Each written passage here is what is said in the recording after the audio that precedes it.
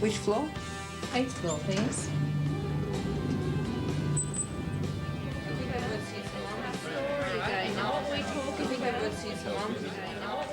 Thank you all, and particularly our business advisors, for coming to the St Andrews Business Club. Our main purpose today is to meet with Miss Diane Allen from Concepts International and to hear her proposal for working with us on the launch of the Enterprise Education Package. Stephen, could you bring Mrs Allen up to date on what's happened with the club? Okay.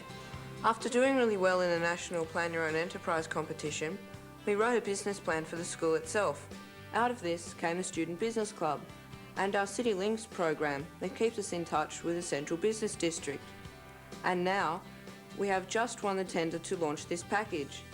Here's the mock-up. The package includes a book, a CD-ROM, and of course, a video. St Andrews Cathedral School is just one of the many schools, companies and organisations all over Australia that are embracing enterprise education. But what is enterprise? Is it just business? The most enterprising thing I've ever done is to start up the Ashgrove Farm cheese factory here, starting from nothing.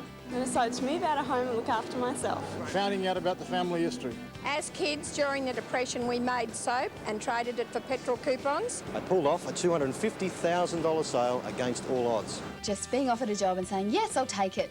Taking a huge risk, leaving everyone that I knew and loved. Bungee jumping, took me 3 times to jump, but I did it. I rode my bicycle from London to India raising money for Oxfam. Learning a new language. Winning corporate support to set up a restaurant in Newtown training homeless young people. Educating our children in an isolated area. The biggest thing I've done so far is work my way around Australia. I was barman for 10 years. I took a business loan and I set this place up. I love being my own boss, and I wish someone had taught me about self-employment at school. An enterprising individual has a positive, flexible and adaptable disposition towards change, sees change as an opportunity rather than as a problem. That ability to see change in that way is born in an enterprising individual out of a security which comes from self-confidence and an ease in dealing with insecurity, risks, difficulty, the unknown in general. An enterprising individual has a capacity to initiate creative ideas, to develop them, and to see them through into action in a determined manner. An enterprising individual is able, anxious even, to take responsibility, and is an effective communicator, negotiator, influencer, planner, organiser. An enterprising individual is active, confident and purposeful, not passive, uncertain and dependent. Welcome to the world's largest classroom, the Southern Ocean. This classroom plays a very big part in the curriculum at Dover.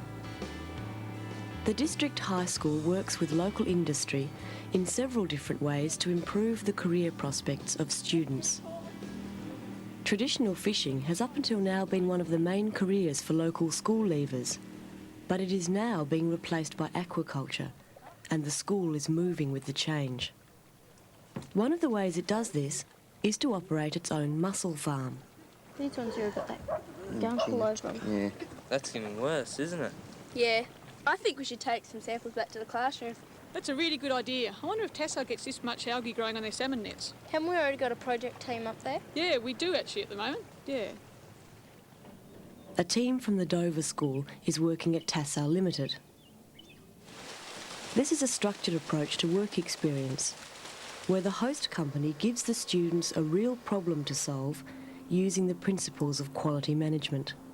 And today we'll use the fishbone diagram to do the latter. After a training session where industry representatives help them understand the principles they will use, the team have a week to work on the problem itself. In this case, they have to tackle some inefficiencies in the process between the harvesting and the grading of the fish. We found the communication between the pod and the harvest area could be improved. For starters, the phone doesn't ring loud enough, and they have to wave and scream and shout to get attention, then run to the phone, which is a bit hard to see at 4:30 in the morning. We measured it, happens about 25 times a day, and it wastes about 45 minutes of working time. The project team at Tassal are taking an enterprising approach to employment. But the Dover School also considers self-employment. In this mini enterprise, students manufacture equipment for the local fishing fraternity under the brand name of Myola Fish Supplies. Here, the students are using an old net provided by Tassal to make catch bags for abalone divers. Cutting up a net isn't quite as easy as it looks.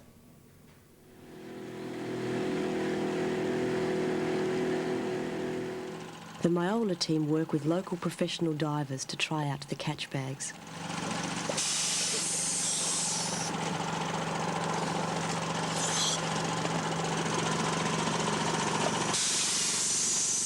It's still fairly heavy, but it works okay. The only problems bring to the top. It's hard work. We'll have to fix that then. Maybe a bigger float. What about the cost? It won't be cheap because it'll mean more materials. In this area, young people like me need to be able to make a job, not just find a job. All the students in the enterprise have job descriptions, and so do I. Divers will think that bigger airbags are cool, but will they pay for it? I'll have to find out before everyone gets too carried away. Maybe I should get the diver to draw me up a sketch, because he should know what size the airbag should be. My job is not doing the enterprise, that's theirs. My job is to quality assure the learning outcomes. And this means that I have to be constantly talking to them to make sure they're doing the type of things that will generate evidence for their final assessments. The Tassal team's big day has arrived. The students have 1 hour to present their findings on improving the harvest to grading process. 485 counted for to the Night Watch office. We get the chance to influence aquaculture education in the region. The whole field is changing quickly and we have to work together to make sure the school courses are relevant to us and to the students. Last year we revamped the whole process as a result of the students' recommendations and it saved serious money. The export market is fiercely competitive. You just can't succeed in it with only senior management being enterprising. There aren't many real career opportunities in this region, but aquaculture is one of them. The courses we offer have to reflect the realities of the modern workplace, and particularly self-employment. Programs like workplace project teams, mini enterprises and our mussel farm help us to deliver both the vocational competencies and the key competencies in a dynamic way. Enterprise and key competencies have a great deal in common. Both share generic transferable skills like planning and organising, working in teams, using information, problem solving and so on. But enterprise also stresses opportunity seeking, risk taking, initiative and resourcefulness, which are not only competencies but also attitudes. As a family farm, we had to value add to survive. The responsibility for setting up the business fell onto me. And I'd never learned anything about running a business, either at school or at my cheese-making course at college. People on the land have always been self-reliant, but today they need to be super enterprising, to handle constant market change and find new ways to value add, and to manage all the services that they now contract in, services like harvesting, fencing and even planting. I'm the president of a state rural industry training board, and it's great to see schools developing vocational courses, particularly new apprenticeships and traineeships. But I feel strongly that students should be given the opportunity in these courses to develop their enterprise skills. Young people need to develop an enterprise capability for a number of reasons. First, jobs. To survive in a global competitive market, industries have to be flexible, efficient, and concerned about quality. That means, in turn, that they need workers who are flexible, self-starting, and who are problem solvers. It means that the whole nature of work is changing. So if you want to keep your job, you can't leave your brains at the factory gate. Then there's self-employment. It's true that in the future more people will need to make a job rather than find a job. But that's not the whole picture. Small businesses are important, not only because they create self-employment, but because they create employment for others. And you need enterprise to start up and expand a small business, especially if you're going to avoid the high failure rate.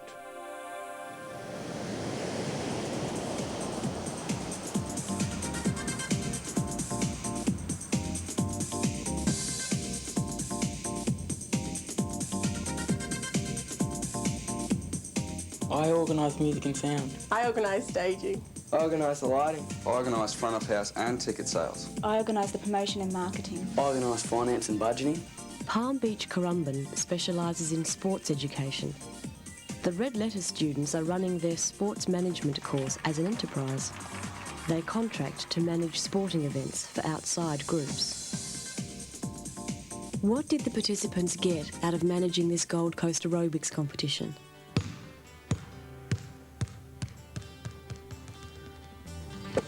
Sports management is a bit hard to understand unless you're doing it. Couldn't believe we could do it ourselves. The idea of running my own fitness store sounds great. It's good to see all the careers that there are in sport.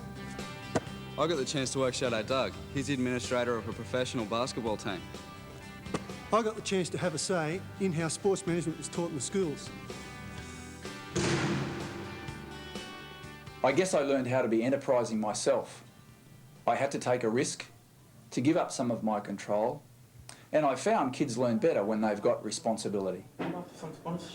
Students are seeing that there are just as many careers off the field as there are on the field. And sports management is becoming a part of the core curriculum rather than just an add-on.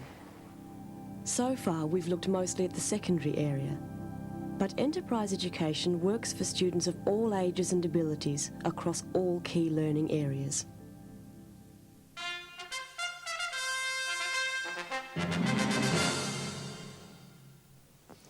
My name's Tess Tonkin, and I'm the Prime Minister of the Maitland Primary School's Life Skills Economy. 50,000, 50,000 over there. 120, 130, 200 to Jason. 300, 950. 950 to Jason. Jason has just paid $950,000 for this electronics kit. Congratulations, Jason. It sounds a bit steep, but they're not Australian dollars. They're Econo dollars. That's the currency we use in our life skills economy. Jason earned his money in a lot of different ways.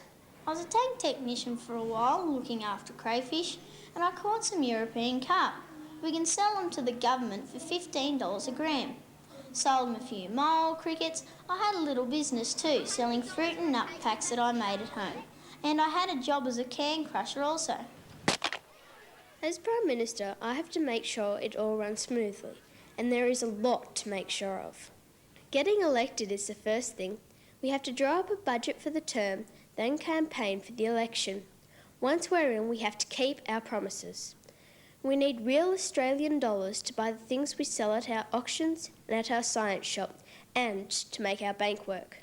To get these real dollars, the students run a lot of enterprises, selling aluminium cans, corks, crayfish as pets, honey, calves and worms from our wormery.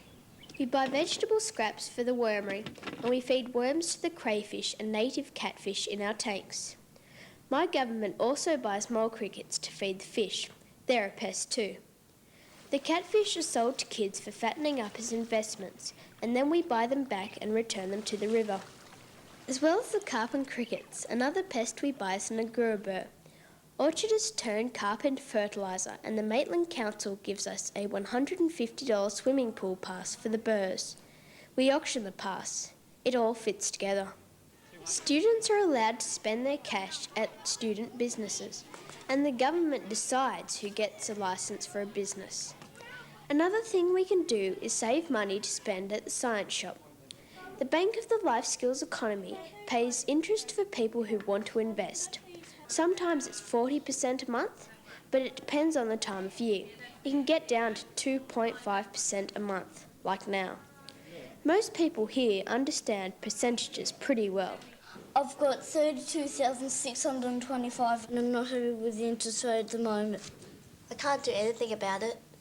We hold a technology quest once a term. Sometimes it's a Grand Prix, or a regatta, or a cubby building contest.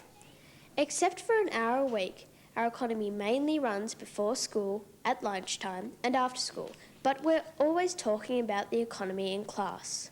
It's important to make schoolwork relevant to the kids and to put it in context. And when you have the environmental economy happening all around you, the context is already there. You don't need to make up examples. We're learning about life here. It's all about making things happen instead of just watching them happen. There's some difference between enterprise and entrepreneurialism. Enterprise is about using initiative to make things happen, even when things are difficult and uncertain. In a commercial context or business setting, this is called entrepreneurialism. But you also need enterprise to work in the Red Cross, to make a film, to run a household, or to run a good classroom, for example. Work Ventures began in 1980 with a $3,000 loan. Today, we turn over $8 million and we employ well over 100 staff. And the majority of this income we earn. We run a restaurant training centre and an electronics contracting business. And last year we assisted over 2,000 unemployed people. We also helped 100 new businesses get started. We service our clients through a business bookshop, multimedia resource centre and a range of other ventures. We're in the business of helping people. The more enterprising we are, the more we're able to help. At the moment, out of a class of 30 students, 3 or 4 will come to work for an organisation like ours. We need people who are enterprising when they leave school, because unfortunately 6 or 7 of their classmates will probably come to need our services. Enterprise is an attitude of mind. It's about keeping people in control of their own lives. It's not all about making money, it's about making a difference in our own lives and in our communities. Even looking after other people involves enterprise.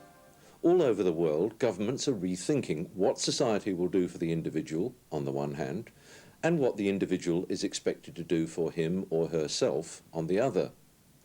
Now, this often means that rather than directly supplying services, governments are increasingly looking to individuals and community organisations to take more responsibility. To take it, they'll need enterprise. Good afternoon, you're listening to Territory Afternoons. My name is Nicola Harrison. I'm with you till 4 o'clock today. I've got some kids here who are pretty annoyed that reconciliation doesn't seem to start until you're over 18. With me this afternoon, Hannah, Rupert and Anna from Camilda College. I gather you and your friends went to Melbourne for a reconciliation convention and saw there were no young people there. And then what? When we got back to Darwin, we decided to run our own youth reconciliation convention. We invited all the schools around Darwin to participate, and then from that we produced a book with all our recommendations. I've heard it described as an enterprise, so in what way was it enterprising? Well, there's a lot of planning and organising that we had to do. We had to find ways to fund it, arrange the agenda, catering, entertainment, advertising. There was a lot of problems, but we had to stick to it because no one else was going to do it. We wrote and presented a number of drama pieces. We organised guest speakers. We coordinated all technology, and we planned and facilitated a range of workshops. Were there any risks involved? There's a risk of looking pretty stupid if nobody turns up. So what's next? Next year we're having a youth reconciliation convention in Darwin in July, and we're hoping that schools from all around Australia will come and join in. That's a pretty big undertaking. So are you getting any help? We've got support from the National Reconciliation Council. ATSIC has told us that they're going to help with public relations and other things. We're also talking to a number of businesses for sponsorship, and at the moment everything's looking pretty good. Somewhere between employment and self-employment is what's called contract work. Worldwide, there's a long-term trend away from permanent full-time staff to outsourcing services and personnel. Builders and consultants have been working like this for a long time. The trend means that business and government are reducing their core workforce. And outside that workforce is where most new extra jobs will be. So people will have to manage their own work and their own career. For this, they'll need enterprise. You hold it like this when you put it in. Emily, are you sure this is the cheapest way to do this? It's the best way. Trust me. Okay, it's just that I have to make a living out of it. Emily and her classmates in the cutting-edge enterprise can be very confident about their advice. After all, they can make $400 out of a $12 pane of glass. Their enterprise has been so successful that they now run a glassware course for local artists, teaching the very latest technology. The Cutting Edge Enterprise is just one of the many enterprising activities which take place under the school's care program, Children Accepting Responsibility for Education.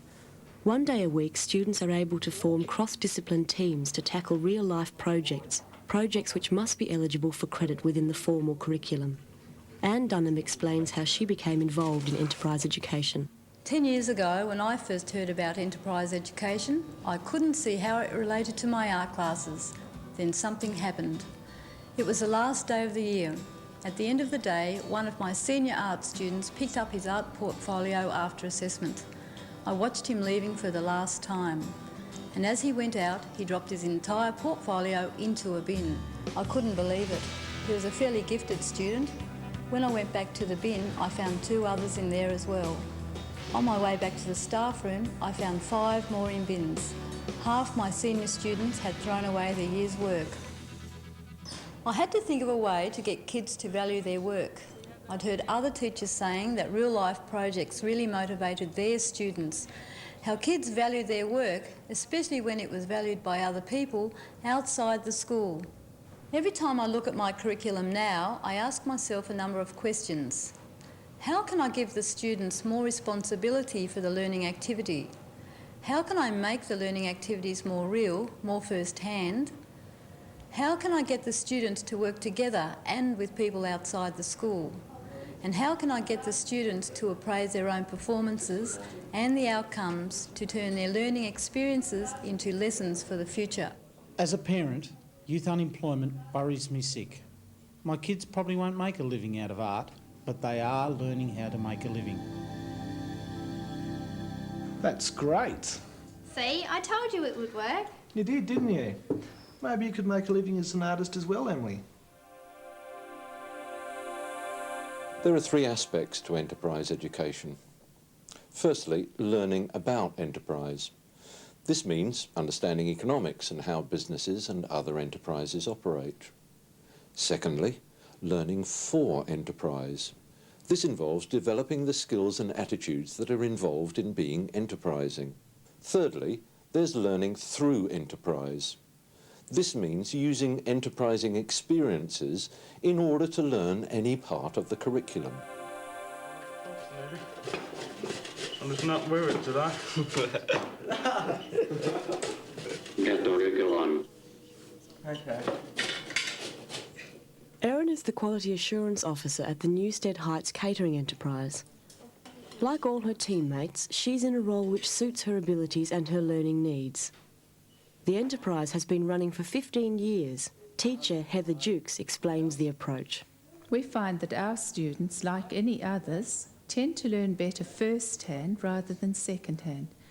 What's really important is relating real life to what the curriculum requires and what the students can do. For example, the accounting tasks have been broken down into subtasks. This suits individual starting points and allows them to progress to more demanding tasks. One student can sort into denominations and lots, another can count, another can add, another can calculate, and so on, all the way up to doing the banking and managing the account. Newstead believes in wringing every last drop of learning out of the enterprise activity. Hi, how are you today? Like me, every parent worries about what's going to happen to their kids when they leave school, and especially when they're not around anymore to help the kids. Our enterprise program gives them the skills and the confidence to live and work independently. Enterprise activities can also be used for extension work. Sometimes I get pretty bored in school, but this isn't boring. I like a challenge and I like to talk, so I volunteered to talk to this guy in the menswear store. I was just wondering if you could come down to our classroom and give us some ideas on marketing bow ties. Chris Morley is a grade 7 student at Bel Air Primary School. Every year the students at Bel Air take on a whole class enterprise. It's structured so that every student in the class gets a chance to apply the grade 7 curriculum in a real-life context. They're designing, making and marketing bow ties to raise money for charity and to buy new equipment for the enterprise. Because if you look at these people, they've got more patterns. When Ken comes in, I've got to make sure we make good use of him. Oh, hi, Chris. Hi. Okay, so when this guy comes in, what do you think we should ask him? Well, I think we should ask him how to mark a bow ties at Christmas. If we ask him that, he's just going to talk and talk. We need to time down a bit more. It's good to hear James saying that, because he's a bit disruptive too if he's not interested. We need to ask him things like how much stock does he need, who does he advertise to, when might he advertise? Maybe we should ask him about a special Christmas design. Okay, let's take some notes. Using the enterprise as a vehicle for Chris, he's able to develop his own skills in the areas where he feels strongest. He's able to demonstrate the leadership skills in a positive way that he has, and he sets up his own assignments and sets up his own evaluations, and he and I communicate very positively. In recent years, there's been a lot of talk about forging links between the world of work and the world of school. But there is only one world. Work and school are both part of it. And today, as never before, they need each other. For an industry, there is a lot to be gained from working in partnership with local schools. Students are better prepared for the realities of working life. Businesses are well positioned to recruit new staff. And not least, existing staff feel refreshed and motivated from the contact. We make cosmetics and body care products 100% pure, natural, environmentally friendly and not tested on animals. We donate 10% of our profits to environmental and educational programs to assist homeless and long-term unemployed youth. Our employees share in 10% of our profits, yet we are competitive both nationally and internationally. We're a young, proudly Australian company and we support our local schools. These kids are from Cheltenham Secondary College. They're here on our twinning program, which means they come once for a visit, then go back to the college to do some VCE Business Studies units with our help, and then come back to the factory to make their own products using our facilities and our expertise. They can then sell these products themselves, and the whole program is designed to make VCE business units more realistic. Apart from the chance to help young people, what we get out of the program is market research, because the products the students want to make are the products they want to buy. I know that some educators have concern about industry and schools working together, and I would say this to them. Just as people go into teaching for all sorts of reasons, so too they go into business for all sorts of reasons. Our philosophy is quite simple. We're in business to make money with people, not from people. Developing an enterprising culture in schools will mean different things to different people, but I'm sure of one thing. Students will not learn enterprise in an unenterprising environment with unenterprising role models. And this means the whole school and all the staff have to be enterprising in the way they teach, the way they use resources, the way they work with the outside community, and in every facet of their daily business. Enterprise education has been around for quite a while. These people participated in enterprise education programs at school 10 years ago. What are their strongest memories of that time and what impact did it have on them? Working with people from local businesses was the best part. They treated us like adults, so we had to behave like adults. And I think that it probably brought the best out in me. I look forward to enterprise classes because we were doing something real and not just working out of books. It opened my eyes to what's really possible, and it's a lot more than you think. Today I'm a teacher. I'd like to think I've taken student enterprise one step further, using it in my classes to make them as exciting and relevant as it was for me. I'm not frightened to try out things anymore, and I really feel determined to see things through. That's what I feel I got out of the enterprise. I realised I had the confidence and the ability to be my own boss. It gave us so much confidence. We were 14 and running our own business from school.